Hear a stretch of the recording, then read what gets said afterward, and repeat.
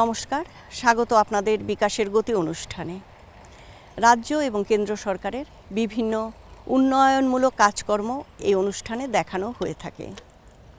আজ আমরা এসেছি নাগিছড়া উদ্যান ও বাগিচা গবেষণা কেন্দ্রে। 1981 সালে এই গবেষণা কেন্দ্রটি শুরু হয়। নারিকেল এবং রেড পাম অয়েলকে ভিত্তি করে এই গবেষণা কেন্দ্রটি গড়ে ওঠে। প্রায় 25-30 একর জায়গা নিয়ে এই গবেষণা কেন্দ্রটি গড়ে উঠেছে। আজ আমাদের সাথে আছেন রাজ্যের কৃষি ও পর্যটন মন্ত্রী শ্রী প্রণজিৎ সিংহ রায়। নমস্কার স্যার। নমস্কার, স্বাগত আপনাকে বিকাশের গতি অনুষ্ঠানে। ধন্যবাদ। আজকে আমার প্রথম প্রশ্ন, প্রধানমন্ত্রী ফসল বীমা যোজনা এই প্রকল্পে রাজ্যের কৃষকরা কিভাবে উপকৃত হচ্ছে? দেখুন, মাননীয় প্রধানমন্ত্রী নরেন্দ্র মোদীজি 2022 সালের মধ্যে সারা ভারতবর্ষে কৃষকদের যে রোজগার দ্বিগুণ করতে হবে, ঠিক তারই পরিপ্রেক্ষিতে বিভিন্ন রকম প্রকল্প প্রধানমন্ত্রী নিয়েছেন। সেই সঙ্গে রাজ্য সরকার আমরাও আমাদের মতো করে নিচ্ছি। এই জায়গায় প্রধানমন্ত্রী ফসল বীমা যোজনা শুধু এখন না, এটা বহু আগে ছিল। কিন্তু দেখা গেছে বিগত দিনে যখন 2017-18-তে আমরা দেখেছি সরকারি 18-তে বসেছিলাম, সেখানে মাত্র 11,000-এর কিছু বেশি কৃষককে প্রধানমন্ত্রী এই ফসল বীমা যোজনা আওতায় আনা হয়েছে। কৃষকদের হঠাৎ একটা প্রাকৃতিক বিপর্যয়, খরা বা বর্ষা বলুন, তাদের ফসল নষ্ট হয়। তো এখানে যদি তাদেরকে ফিরে দাঁড়াতে হয়, তাদের ফসল যদি নষ্ট হয়, সে টাকাটা তাদের ফেরত দিতে হবে। এটাই প্রধানমন্ত্রী ফসল বীমা যোজনার মূল চিন্তাধারা। তো এখানে প্রধানমন্ত্রী ফসল বীমা যোজনাতে আমরা প্রথম বৎসরেই আমরা 36,000 করতে পেরেছি। এই বছর আমরা 3,02,567 জন, এর আগে পর্যন্ত রেকর্ড মোতাবেক আমরা প্রধানমন্ত্রী ফসল বীমা যোজনায় আওতায় আনতে পেরেছি।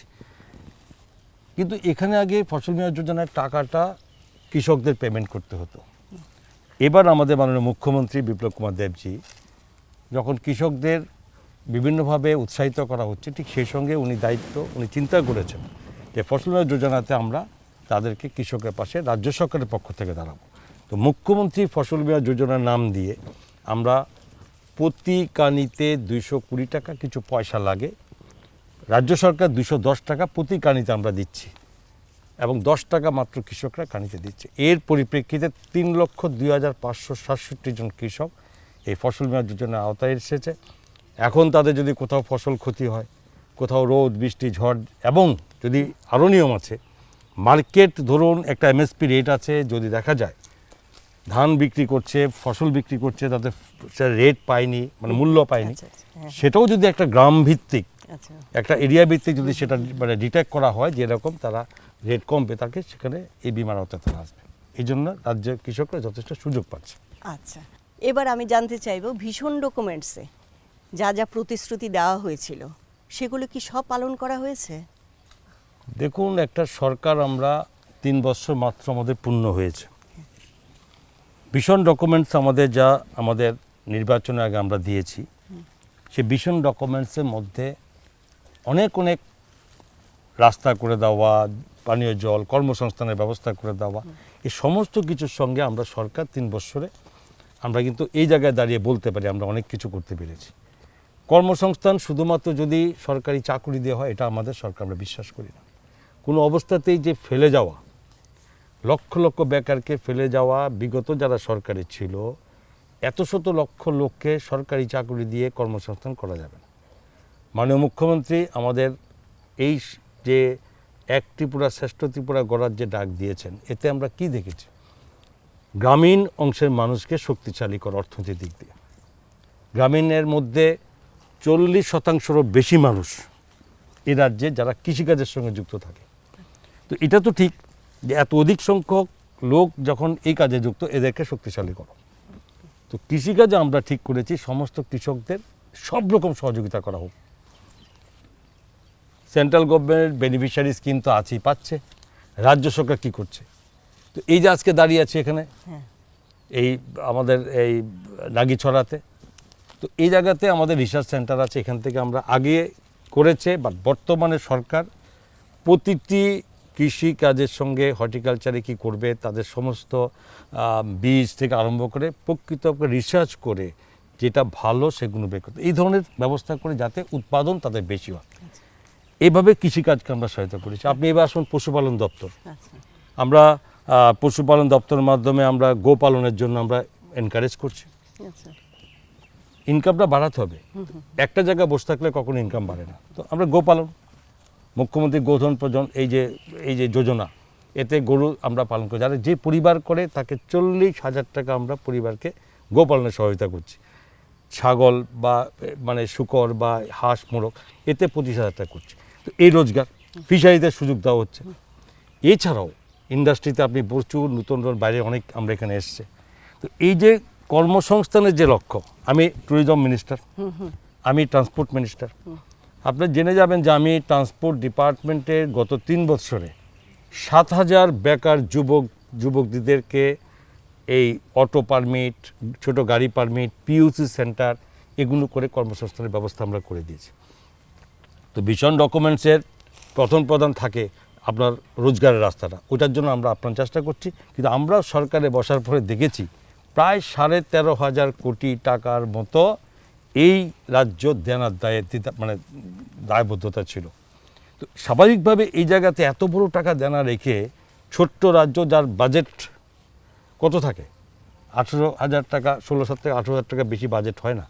তো এখানে আমরা সেই টাকাকে রেখে মাননীয় মুখ্যমন্ত্রী, মাননীয় অর্থমন্ত্রী এবং ভারতবর্ষের মাননীয় প্রধানমন্ত্রী আজকে আমরা এই জায়গায় তাও করতে পারছি। কোভিড-19 সারা পৃথিবীর এক মানে মহামারী, এবং তার জন্য আমরা আমরা তার বাইরে ছিলাম না। তারপরেও আমরা বিভিন্নভাবে সমস্ত অংশের মানুষকে সহায়তা করেছি।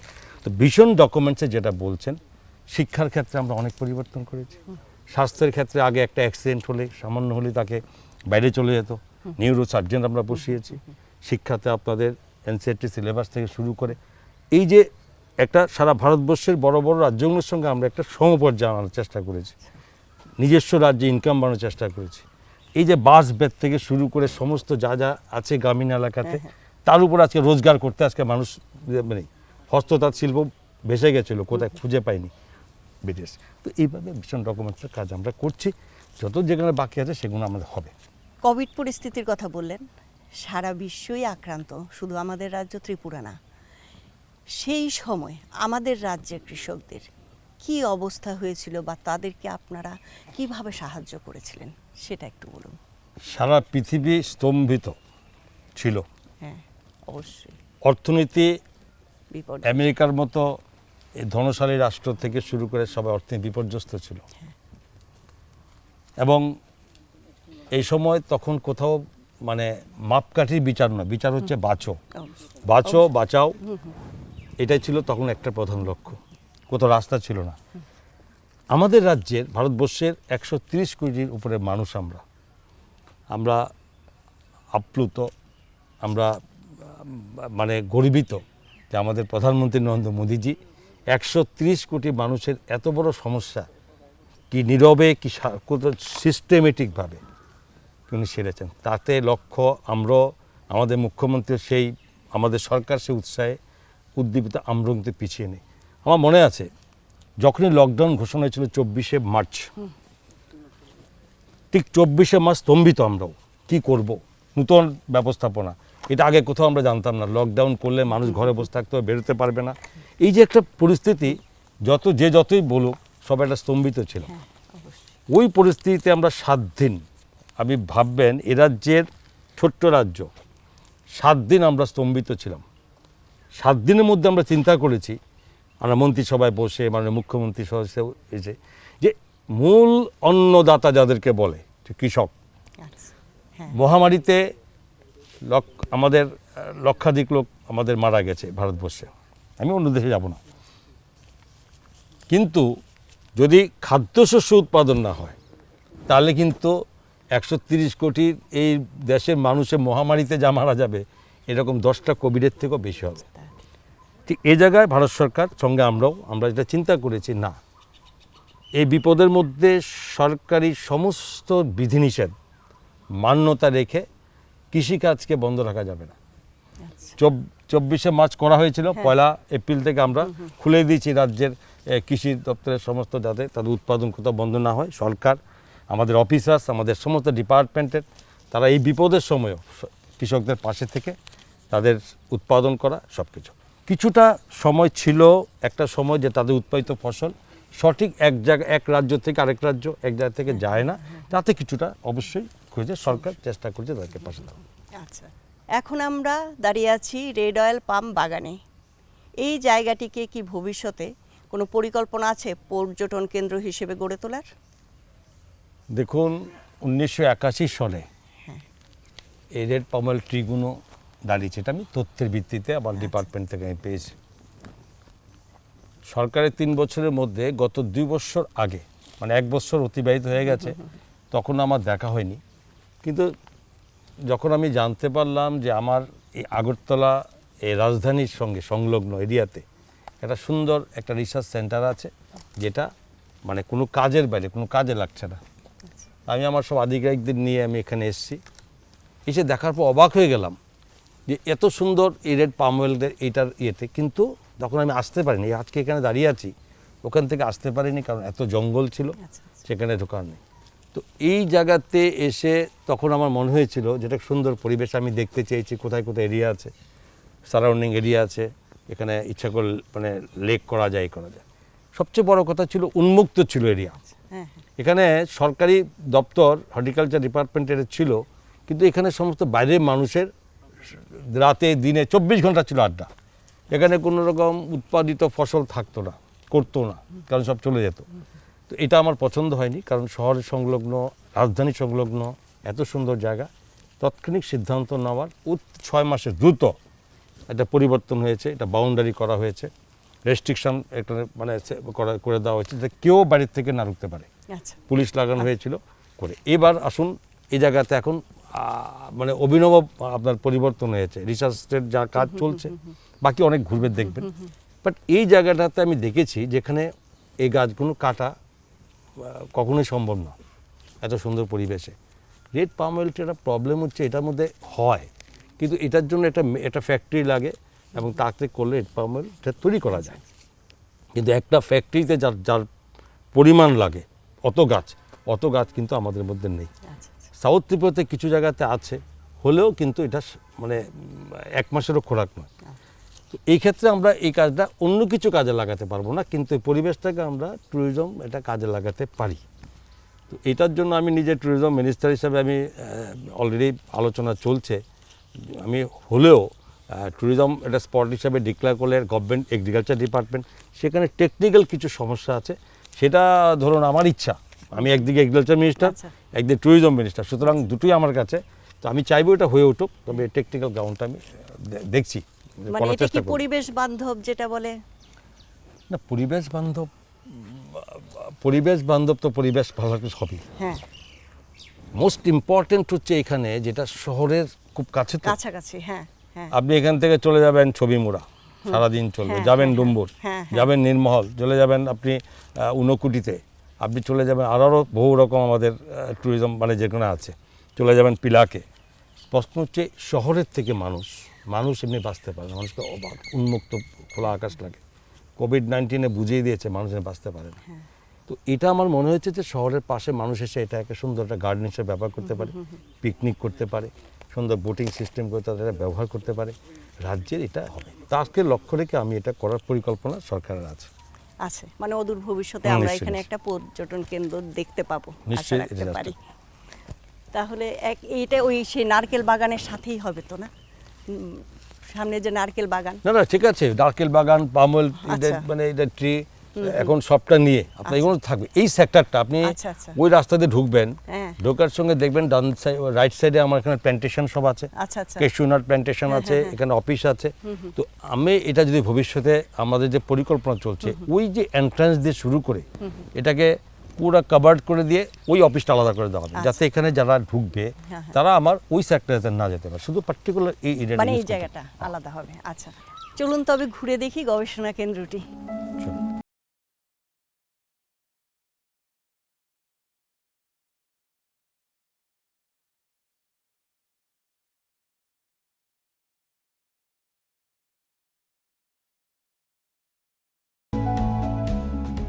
আত্মনির্ভর ত্রিপুরা গড়ে তোলার জন্য সরকার কি পদক্ষেপ নিয়েছে? ভারতবর্ষের মাননীয় প্রধানমন্ত্রী আত্মনির্ভর ভারতের ডাক দিয়েছেন। হ্যাঁ, রাজ্য সরকারের মাননীয় মুখ্যমন্ত্রী আমাদের আত্মনির্ভর ত্রিপুরা ডাক দিয়েছেন। কি করে রাজ্যে মানুষকে আত্মনির্ভর করা যায় তার জন্য মুখ্যমন্ত্রীর অনেক যোজনা। যেমন ধরুন, এই মুহূর্তে দাঁড়িয়ে আছি আমার নাগিছড়া রিসার্চ সেন্টারে। আমরা একটা উদ্যান দপ্তরের এটা বাগানে দাঁড়িয়ে আছি। আচ্ছা, আমরা প্রথমে উদ্যান দপ্তরের থেকে সিদ্ধান্ত নেওয়া হয়েছে মুখ্যমন্ত্রীর যোজনার মাধ্যমে যে প্রতিটি পরিবারকে আমরা 15টি করে বিভিন্ন ফলের চারা আমরা দেব। সেই সঙ্গে 5 রকম প্রজাতির উচ্চ ফলনশীলের আমরা ভেজিটেবল ক্রপস দেব। আচ্ছা, 5টা আচ্ছা, প্যাকেট দেব, 15টা চারা দেব। 2 লক্ষ পরিবারকে আমরা দেব শুধু হর্টিকালচার ডিপার্টমেন্টের মাধ্যমে। আচ্ছা, প্রত্যেকটা পরিবার যাতে 2 লক্ষ পরিবার এই জিনিসগুলোর মাধ্যমে তাদের চাষবাস করে তাদের একটা বিনা পয়সায় আচ্ছা। তারা পাবে। পাশাপাশি আরেকটা আমরা স্কিম মাননীয় মুখ্যমন্ত্রীর যোজনা নিয়েছি আমরা। আপনারা জেনে থাকবেন যে রাজ্যে ফুল চাষের খুব এখন যথেষ্টভাবে মানুষ খুব উৎসাহী, কারণ এক একটা ফুল চাষিরা যারা করছে তাদের মাসিক 20-25 হাজার টাকা রোজগার করা কোনো ব্যাপার না। তো ওই জায়গাতে মুখ্যমন্ত্রী আমরা চাইছি এই ফুল চাষের জন্য আমরা একটা স্কিম আমরা নিয়েছি। 3 বছরের একটা স্কিম থাকবে।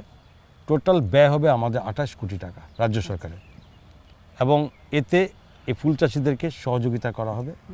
এবং সেই ফুল চাষ 3 বছর পরে যে আমরা যে করব, যদি আমরা আউটপুট দেখি এই 28 কোটির পরিবর্তে 100 কোটি টাকা রিটার্ন আসবে কৃষকদের কাছে। তো এই হচ্ছে আমাদের দপ্তরের থেকে আত্মনির্ভর আমরা ত্রিপুরা গড়ার জন্য আমাদের পরিকল্পনা উদ্যান দপ্তরের মাধ্যমে। দেখুন, আরও কিছুগুলো ব্যাপার আছে যেগুলো বলতে হয় না। যেমন ধরুন, আমরা দাঁড়িয়ে আছি, হ্যাঁ, এখানে দেখছেন ফুলের গাছ, হ্যাঁ, হ্যাঁ, হ্যাঁ, মাঝখানে দেখছেন ভেজিটেবল বা বিভিন্ন রকম। হ্যাঁ, হ্যাঁ, কেন? আগে আমরা কি করতাম যে একদিন শুধু যে করেছি ফল, হ্যাঁ, এর হ্যাঁ। পাশাপাশি কিছু আসতে দিতাম না। না, এখন কনসেপ্টটা চেঞ্জ হয়েছে। টেকনোলজি, লেটেস্ট টেকনোলজি ব্যবহার করে যাতে কৃষকদের আরও রোজগার করা যায় সে ব্যবস্থা করা। কেমন? আমাদের তো রাজ্যে যা আছে এগ্রিকালচারাল ল্যান্ড 2,55,000 হেক্টর, 2,55,000 হেক্টর জায়গা আছে। এই 2,55,000 জায়গার মধ্যে ধান আমাদের প্রধান, তার সঙ্গে আমাদের বাগিচার সমস্ত চাষবাস হয়। এই যে এই ফলের যে মাঝখানে কেন, মনে করো আমার মূল ক্রপসটা ভেজিটেবল, আচ্ছা, তো এই ভেজিটেবল ক্রপসটার পাশে ফুল আমরা লাগিয়েছি, গাঁদা ফুলগুলো। আচ্ছা, এটা লাগানোর উদ্দেশ্য হচ্ছে জায়গাটা ব্যবহার হয়ে গেল। হ্যাঁ, হ্যাঁ, আর এখানে যে রোগ, যে গাছের মধ্যে অনেক ধরনের পোকামাকড় রোগ হয়, হ্যাঁ, হ্যাঁ। এই ফুল কিন্তু সেই রোগগুলোকে আপনার চুষে নেয়, সেই রোগগুলো তারা কনজিউম করে এই ফুল চাষটা আচ্ছা, সে করে নেয়। সে যদি সমস্ত রোগটা টেনে নেয়, মাঝখানে কিন্তু আমার ক্রপস কিন্তু ভেজিটেবলটা সেটা খুব ভালো মতো প্রোডাকশন দেয়। ও আচ্ছা, এতে কোনো ক্ষতি হয় না। আপনি দেখবেন পেছনে দেখুন মাঝখানে হ্যাঁ, হ্যাঁ। এই যে লঙ্কা গাছ, হ্যাঁ, হ্যাঁ। মাঝখানে ফুল কি সুন্দর হয়েছে, এদের হ্যাঁ, গাছে কোনো রোগ নেই। না, তো এই ধরনের জায়গা কম জায়গাতে ব্যবহার করা হয়, ফলন বেশি হয়, এটাও একটা লক্ষ্য এখানে করার। মানে হচ্ছে এখানকার উৎপাদিত ফসল কতটা হবে সেটা বড় কথা না, এখানে বিভিন্ন রাজ্যের বিভিন্ন প্রান্ত থেকে কৃষকরা আসে, আচ্ছা, এরা দেখে যায়, এদেরকে বোঝানো হয়, এটা হাতে কলমে দেখানোর পরে তারা গিয়ে তাদের জমিতে তারা ব্যবহার করে। সরকারের মূল লক্ষ্য হচ্ছে এটাই উৎপাদন এবং আত্মনির্ভর ত্রিপুরা গড়ার জন্য অধিক ফসল এবং অধিক লাভ, এটা আমাদের ইউজ করছে। আচ্ছা। তাহলে বেকার যে যুবক যুবতীরা আছে, যেই আত্মনির্ভরতার কথা বলা হয়, এইখানে তার জন্য কি করা হয়েছে? দেখুন, এটাই তো আপনি বলুন, আমাদের কৃষিকাজের সঙ্গে যুক্ত সারা ভারতবর্ষ সবচেয়ে বেশি সংখ্যক কৃষির সঙ্গে যুক্ত রাজ্য সেরকম। তো এই যে কনসেপ্টগুলো মাঝে মধ্যে আমরা এটা বুঝতে হবে, আমি কোনো কর্মসংস্থানে আমি গেলাম না, বা আমি অন্য কোনো কর্মসংস্থানের সাথে জড়িত আছি, আমার অবসর সময় আমি কৃষিকাজের সঙ্গে যুক্ত থাকতে সরকার সর্বরকমভাবে সহযোগিতা করছে। আমি যদি একটা অটো চালাই, তো সেটার পরেও আমাকে একটা সময় থাকে, সেই সময়টা যদি আমি 2 ঘন্টা বাড়ির পরিবারকে নিয়ে দিই আমার জায়গা থাকলে, সেটাও আমার একটা রোজগার হবে। তো আমার অটো রোজগার, আর বাকি অন্য আমার ফিশারি থাকলে পুকুরে, সেখানেও সরকার বিভিন্ন পোনা চারা দিয়ে মানে সুযোগ করে দিচ্ছে, যেখানে এগ্রিকালচার বিভিন্নভাবে সুযোগ করে দিচ্ছে। আর এই পশুপালন দপ্তরের থেকে আপনি গোপালন থেকে আপনি শুকর পালন থেকে, সেগুলো এই মুখ্যমন্ত্রী আত্মনির্ভর প্রকল্পের সঙ্গে জড়িত, সেখানেও দিচ্ছে। এইভাবে সারা রাজ্যে একটা বৃহৎ অংশ মানুষের সহযোগিতা সরকার কাজ করছে। এটার মাধ্যমে আত্মনির্ভর ত্রিপুরা করার একটা সুগম রাস্তা আমরা করে দিচ্ছি। কৃষি দপ্তর কাজ করছে, অন্য দপ্তর বললে আমি সেটাও বলবো। আমি যদি বলেন যে আর কিছু আছে দপ্তর, আমি বলবো ট্যুরিজম দপ্তর, আমার রাজ্যের ট্যুরিজমকে অনেক বাড়ানো হচ্ছে। আচ্ছা, ট্যুরিজমের মাধ্যমে রাজ্যকে পর্যটন রাজ্য গড়ে তোলার প্রচেষ্টা এই সরকারের প্রতিনিয়ত ভাবনা চিন্তা আছে। তো সেখানেও তো হবে, বেকারদের কর্মসংস্থান হবে, বিভিন্ন স্পট হবে, ছোটোখাটো ব্যবসায়ীরা ব্যবসা বাড়বে। সব কিছু মিলিয়ে সরকারের লক্ষ্য যে রাজ্যের এই বিশাল বেকার অংশের মানুষের একটা রোজগার রাস্তা করবে।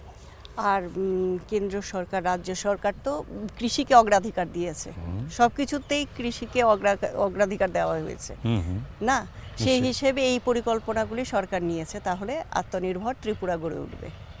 ভারত সরকারের এই যে লক্ষ্যকে আচ্ছা, আমাদের রাজ্য সরকার প্রতিটি পদক্ষেপে মাননীয় প্রধানমন্ত্রীর এই গুণ আমরা মান্যতার সঙ্গে রাজ্যের কৃষিকে, কৃষি সেক্টরকে এবং কৃষকদের কল্যাণে আমরা প্রত্যেকটা আমরা কাজ করে যাচ্ছি। এবার তাহলে আমরা কি দেখব? এখানে আরও কিছু আছে, আপনি শুধু একটা ছোট্ট জায়গা, এরপরে আপনি দেখবেন এখানে ড্রাগন ফ্রুটস থেকে শুরু করে আপেল চাষ থেকে শুরু করে মালদা, আচ্ছা, হ্যাঁ, এগুলো বিভিন্ন, যেগুলো এ রাজ্যে কখনো হয়নি।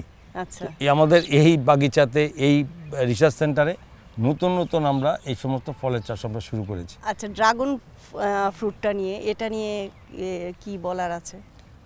দেখুন, প্রথমে আমাকে বলতে হবে এর ঈশ্বর এ রাজ্যকে অনেক কিছু দিয়েছে। হতে পারি আমরা ছোট্ট রাজ্য, হতে পারি আমরা 37 লক্ষ থেকে, নাহলে বর্তমান জনসংখ্যার ভিত্তিতে আরও কয়েক লাখ বাড়বে, কিন্তু রাজ্যের আমাদের পাহাড় নদী নালার সঙ্গে এই রাজ্য এমনভাবে ঈশ্বর দিয়েছে যেখানে প্রতিটি জিনিসে হয় না এমন কিছু নেই। এ মাটি উর্বর, এ মাটিতে আপনি যাই আন্তরিকতার সঙ্গে লেটেস্ট টেকনোলজি সব কিছু যদি বিচার করে আপনি করেন, তাহলে সেখানে এ রাজ্যে মাটি আপনাকে কখনো বিমুখ করবে না।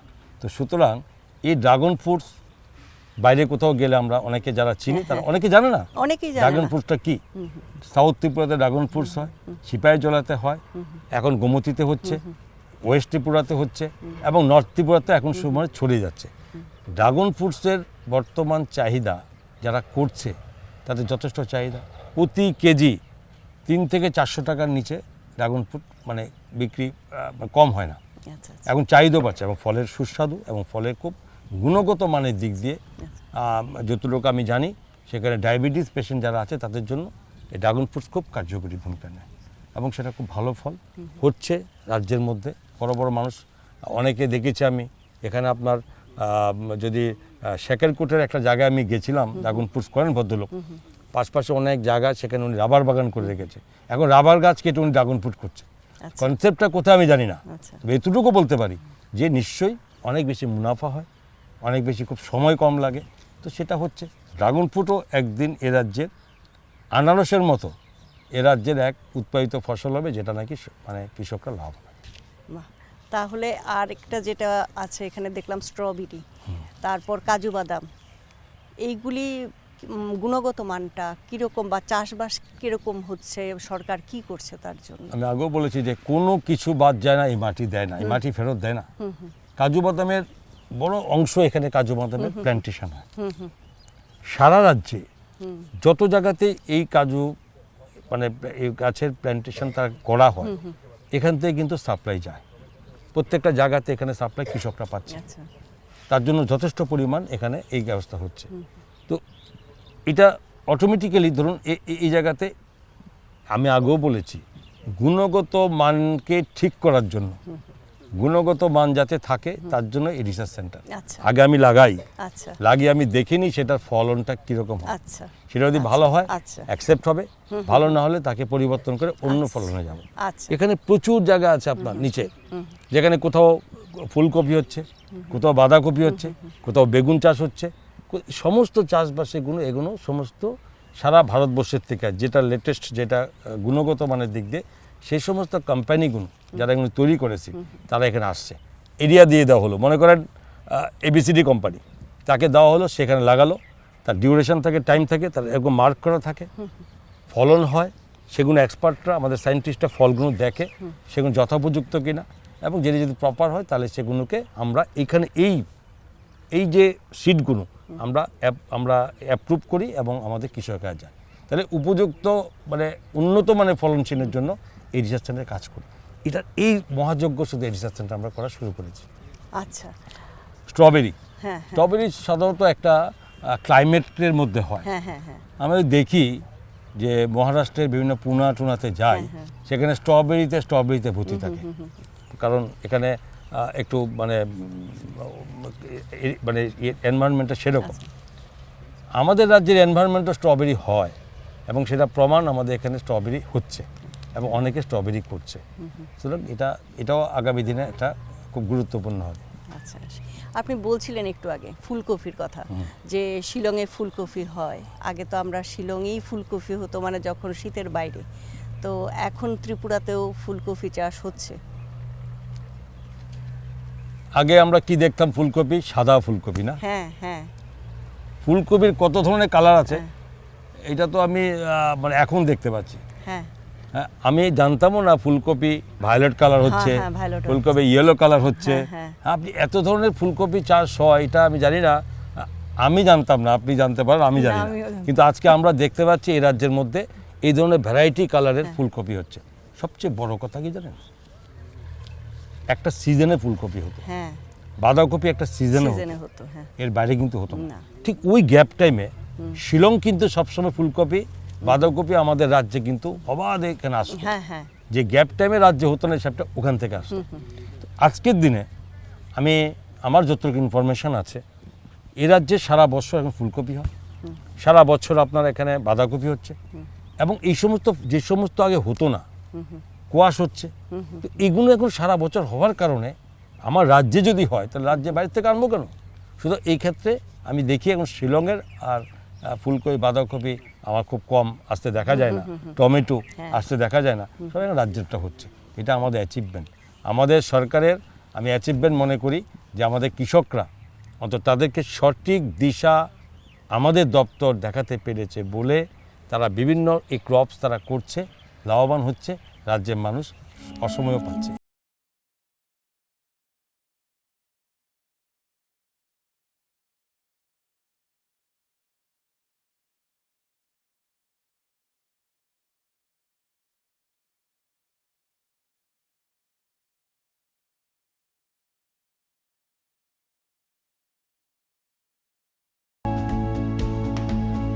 অ্যাকচুয়ালি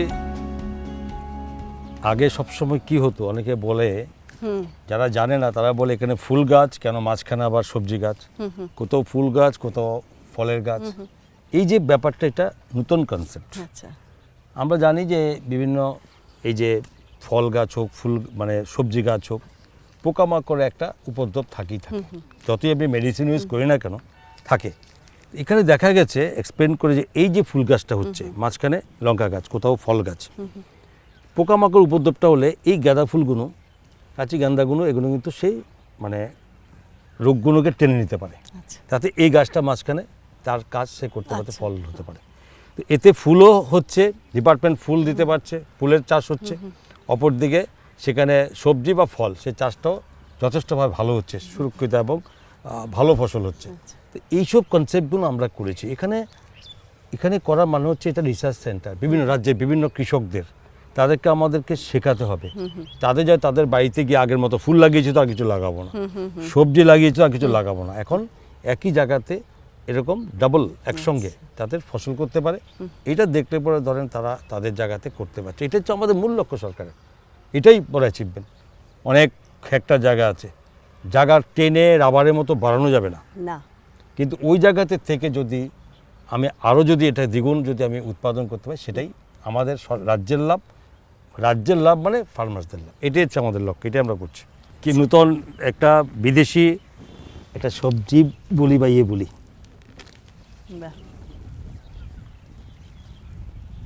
এটাকে লিক বলে। আচ্ছা। এটা বিদেশি, এটার মেন গুণান হচ্ছে এটা দেখতে অনেকটা ইয়ের মতো লাগে, কিন্তু এই যে জায়গাটা আছে, এই জায়গাটা পর্যন্ত কেটে দিলে, এই জায়গাটা এটা ফেলে দিলে এটা কিন্তু বেশ ভালো কাজে লাগে। একটা হচ্ছে ভালো স্যুপ হয়, এবং খুব বড় বড় যেটা 5 স্টার হোটেলগুলোতে এগুলো ব্যবহার করা হয়, এবং একটা স্যালাড হয়, এটার সেন্ট অনেক সময় পেঁয়াজ টেজের মতো হয়তো এটা হয়।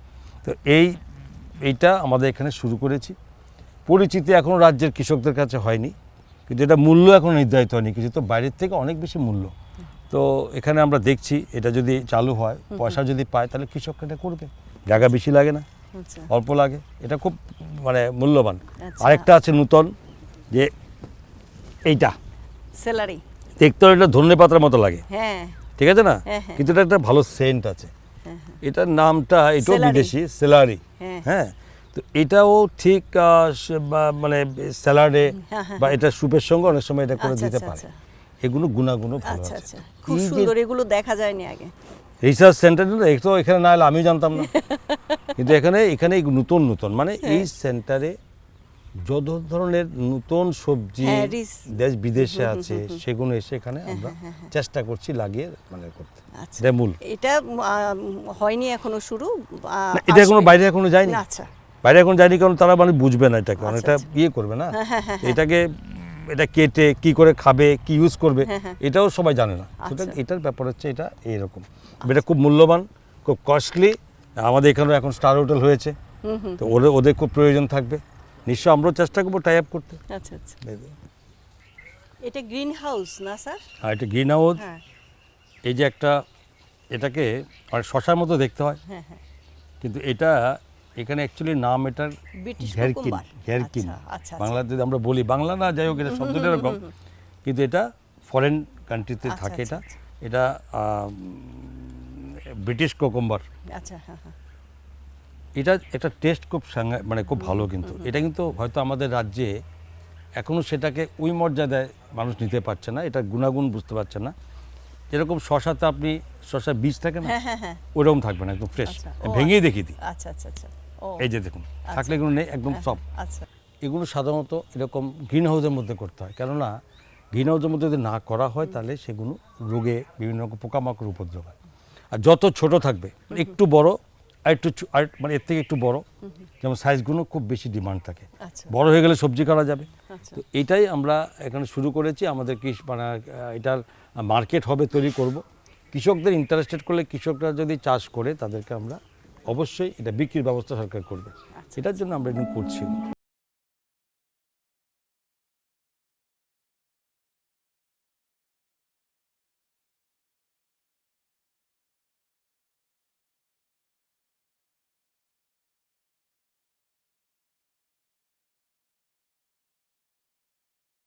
এখন গবেষণা কেন্দ্রটি ঘুরে দেখলাম, কিন্তু একটা বিশেষ জিনিস আমার চোখে পড়েছে, যে মিক্সড ফুড গার্ডেনে পলিথিন দিয়ে মোড়ানো আছে, এটার বিশেষত্বটা কি? আমি আগেও আপনাকে বলেছি যে গতানুগতিক পদ্ধতিতে কৃষিকাজে অনেক বছর ধরে করেছে। বর্তমান ভারত সরকার এবং আমাদের রাজ্য সরকার, আমরা এই গতানুগতিক পদ্ধতি থেকে বেরিয়ে আসতে হবে, মডার্ন টেকনোলজিকে ব্যবহার করতে হবে। উচ্চ ফলনশীল জাতের যে সমস্ত বীজ আছে সেগুলোকে এ রাজ্যের মাটিতে আমাদের রোপণ করতে হবে। যে জায়গাটা আপনি কথা বলছেন, এই পার্টিকুলার এরিয়াটা আমরা একজনের সঙ্গে আমরা টাই আপ করেছি, সেটা হচ্ছে ছত্তিশগড়ের বিএনআর একটা নার্সারি, একটা বড় তাদের প্রজেক্ট। আপনি অবশ্যই জানবেন যে ছত্তিশগড় খুব অগ্রগতি এগ্রিকালচার সেক্টরে। তো এই যে মডার্ন টেকনোলজি আমরাও চাইছি, তাই বিএনআরকে আমরা এখানে আপ্যায়ন করেছি, ওদের সায়েন্টিস্টরা এসছে। এই যে পলিথিনটা দেয়, সামারে যখন মাটি খুব হিট হয়, জল যেটা দেওয়া হয় সেটা শুকিয়ে যায় এবং গাছের আপনার গ্রোথটা তখন কমে যায়। তো এই জায়গাতে আপনার অটোমেটিক্যালি এইটা দেওয়ার পরে কি হয়, যখন সামারে যখন খুব বেশি হিট হয়, তখন সেই হিটটা এখানে আর মাটিতে পায় না, সে উঠে যায়। জলটা যেখানে জল পায়, সেই জলটা কিন্তু ঠান্ডা থাকে, মাটিটা গরম করতে পারে না। এই হলো সিজন, মানে সামার সিজন এটা। আবার উইন্টারে এই ব্ল্যাকিশ যে আপনার পলিথিনটা, সেটা কিন্তু সানলাইটকে অ্যাবজর্ব করে, আচ্ছা তো সেটা অ্যাবজর্ব করলে মাটিতে পায়। তো এই কারণে সেখানে ফল, এই যে গাছগুলো, সেখানে ভালো মতো এদের গ্রোথ বাড়ে, ফলন খুব ভালো হয়। আচ্ছা তো এদের দিয়ে আমরা এই টেকনোলজিটা আমরা নিয়েছি, যেটা আমাদের কাছে আইডিয়া ছিল না, আমরা এখন থেকে শুরু করেছি। এবং এটা খুব বেশি আপনার এটা কস্ট পড়ে না, যতটা কস্ট পড়ে ততটা আপনার অনেক বেশি ফলনে তাতে কাভার হয়। আমরা এটা শুরু করেছি এবং বিভিন্ন ধরনের এখানে ভ্যারাইটি সব ফলের আমরা গাছ লাগিয়েছি। এটা হচ্ছে মূল ব্যাপারটা এখানে। আচ্ছা, আলুর যে চাষ হয় তার যোগান যথেষ্ট আছে, কিন্তু তার সংরক্ষণ কি ব্যবস্থা আছে সংরক্ষণের আলুর? এই রাজ্যে যারা আগে সরকারের ছিলেন আমাদের আসার আগে 11টা কোল্ড স্টোরেজ আছে সরকারি, বেসরকারি আছে। 11টা কোল্ড স্টোরেজের মাধ্যমে 18,000 মেট্রিক টন ক্যাপাসিটি এই কোল্ড স্টোরেজগুলো।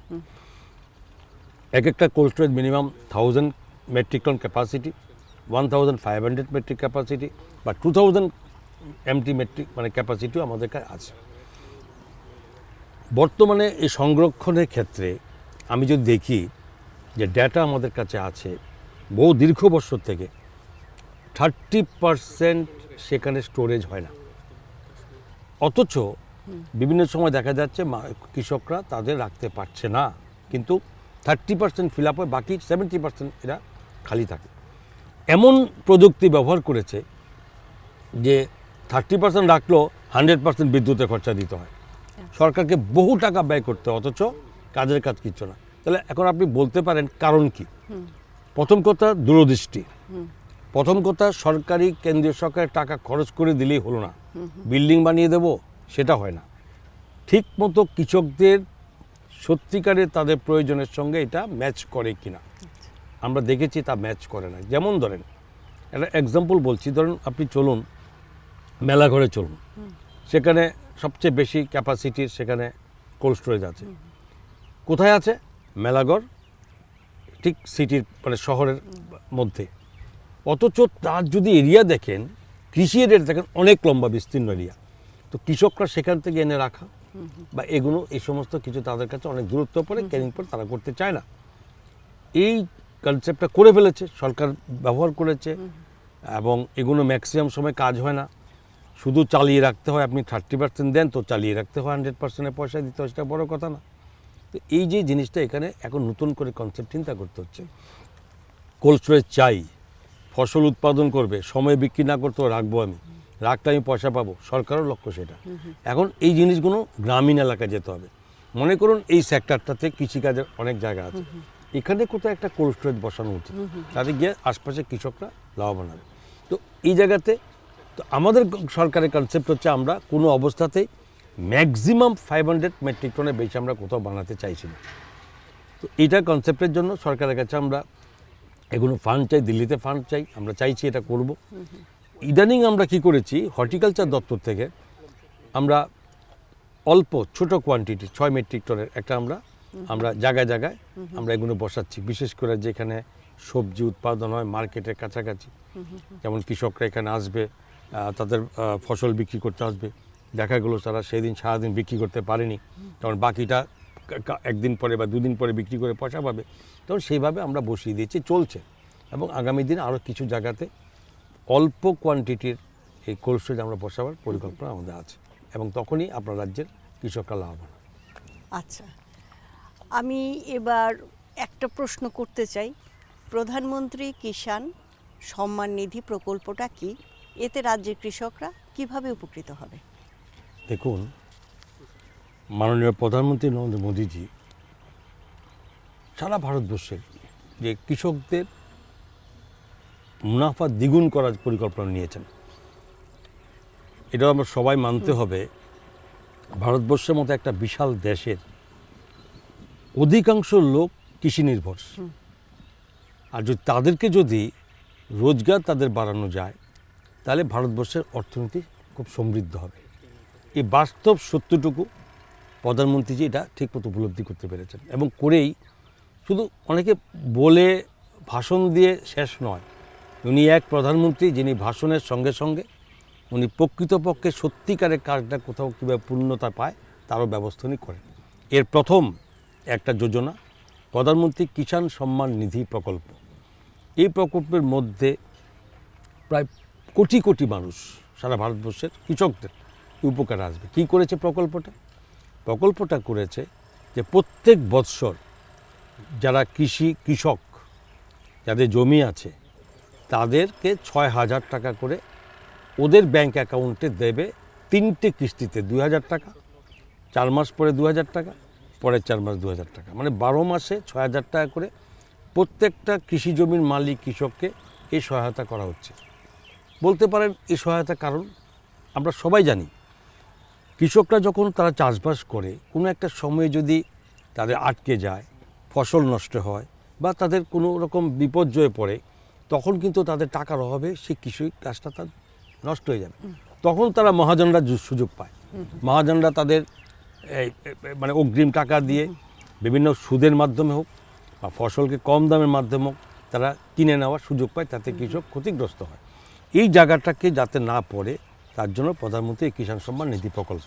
দ্বিতীয়ত, এ রাজ্যের কৃষকরা কীভাবে লাভ হয়েছে দেখুন, আমরা 4,72,000 সরকারিভাবে নথিভুক্ত কৃষকের সংখ্যা, এবং এর মধ্যে 2,51,000-এর উপরে বেশি কৃষক আমাদের এখানে আপলোড করা হয়েছে কৃষকদের ওই প্রধানমন্ত্রী কিষাণ সম্মান নিধি প্রকল্পের জন্য।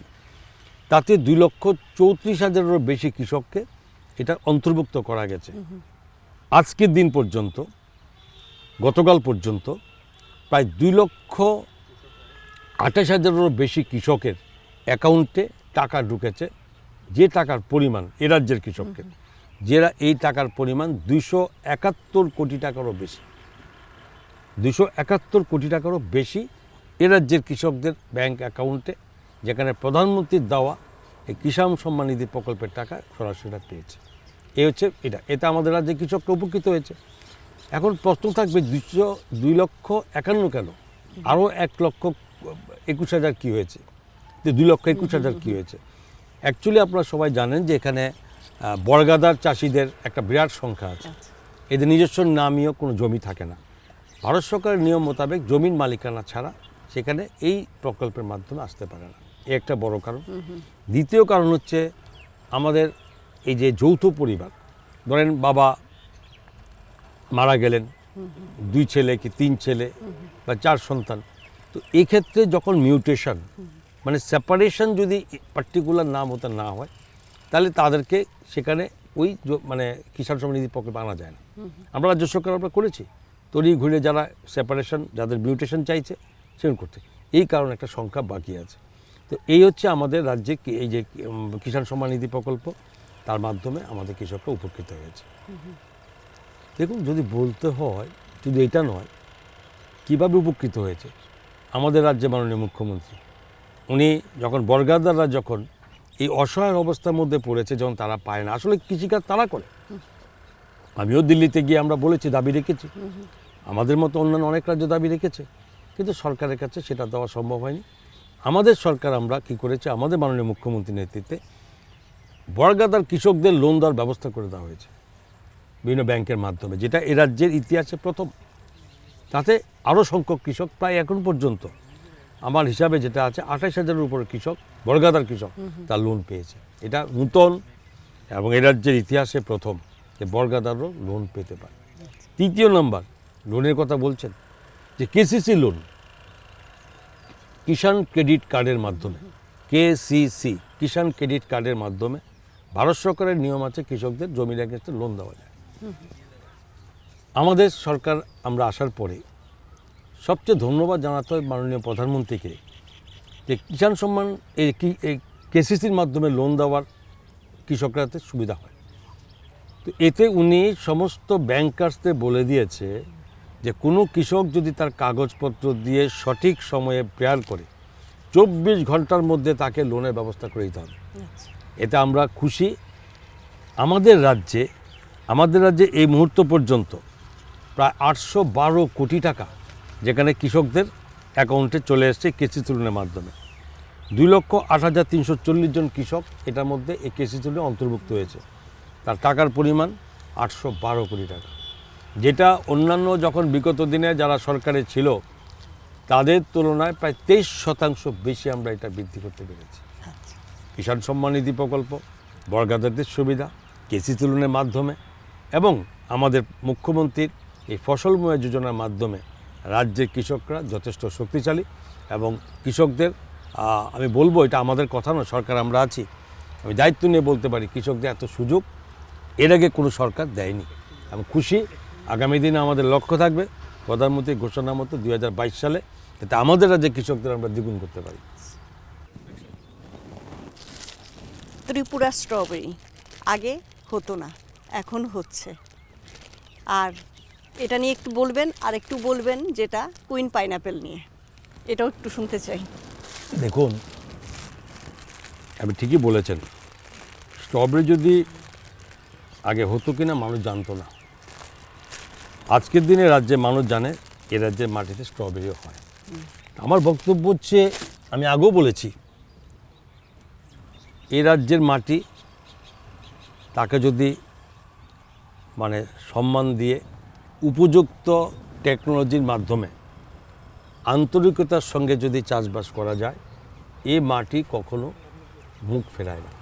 স্ট্রবেরি তার প্রকৃত উদাহরণ। বর্তমানে রাজ্যে আপেলের মানে প্রমাণ, এখানে আপনার ড্রাগন ফ্রুটসের প্রমাণ, এবং সমস্ত ফল এখন যেটা আপনি মানে সব কিছু ফল আমাদের মাটিতে হয়, আমরা করে দেখাচ্ছি। তো স্ট্রবেরি এখন যথেষ্ট হচ্ছে, অনেকে করছে। এটা খুবই একটা, স্ট্রবেরি এমন একটি ফল যেখানে একটু শীত, যেখানে একটু এনভায়রনমেন্ট, কোল্ড এনভায়রনমেন্টের সাথে এগুলো ভালো হয়। বিশেষ করে আমি দেখেছি মহারাষ্ট্রে পুনাটনাথ একদিক দিয়ে অনেক শুধু গাছ বাড়ি বাড়ি হয়। এই স্ট্রবেরি অনেক কাজে লাগে। আইসক্রিম থেকে শুরু করে বিভিন্ন রকম সেন্টের মধ্যে খুব কার্যকরী। এটা খুব কস্টলিও। তো আমাদের রাজ্যে মাটিতে হচ্ছে। আমাদের বিশ্বাস রাজ্যে মাটিতে কৃষকরাও এগিয়ে আসবে। তাদেরকে আমরা এটাকেও আমরা করার জন্য আবেদন করব। ছোট জায়গাতে আপনি বাড়িতে যদি আপনার বাড়ির যদি মানে কনস্ট্রাকশন বিল্ডিং থাকে, ছাদে বসেও আপনি কোনো বিশেষ খরচ লাগে না, আপনি থার্মোকলের বক্সও বসিয়ে দিন। আমি আমার কোয়ার্টারও বসিয়ে দিয়েছি, এখানে হচ্ছে। তো আরেকটা কথা বলছেন আপনি, পাইনাপেল। ইয়েস, এ রাজ্য গর্বিত। আমরা ত্রিপুরা রাজ্যের মানুষ, আমরা গর্বিত যে আমাদের রাজ্যে এমন একটি ফল হয়, যে ফল ভারতবর্ষের কোনো রাজ্যের মাটিতে এত সুস্বাদু ফল হয় না। তার নাম কুইন পাইনাপেল। এবং ঠিকই বলেছেন, এটা এমন নয় যে আমরা সরকার এসে, বিজেপি আইপিএফটির সরকার এসে আমরা এখানে রাজ্যের মাটিতে পাইনাপেল করছি। এটা ন্যাচারাল ফ্রুটস হচ্ছে, এবং সেই ন্যাচারাল ফ্রুটসটাকে কখনো তার সঠিক মর্যাদা কখনো দেওয়ার চেষ্টা কোনো সরকারই করেনি। যেটা আমরা করেছি, আমরা প্রথমে এসেছি 9 মার্চ 2018 সরকারে আমরা বসেছি, এবং জুন মাস 7ই জুন 2018, এপ্রিল মে জুন 3 মাসের মধ্যে 7ই জুন 2018-তে মাননীয় আমাদের রাষ্ট্রপতি মহোদয়ের হাত দিয়ে রাজ্যের মাননীয় মুখ্যমন্ত্রী বিপ্লব কুমার দেবজি এই কুইন পাইনাপেলকে ঘোষণা করেছে যে স্টেট ফুড হিসাবে আমাদের রাজ্যিক ফল। আমাদের সরকার আসার পরে আমরা এই কুইন পাইনাপেলকে রাজ্যিক ফল মাননীয় রাষ্ট্রপতি মহোদয়ের মাধ্যমে করার পরে আজকের ভারতবর্ষের প্রত্যেকটি রাজ্যে যদি কোথাও কুইন পাইনাপেল বলা হয়, তাহলে এই রাজ্যে ত্রিপুরা রাজ্যের নাম চলে আসে।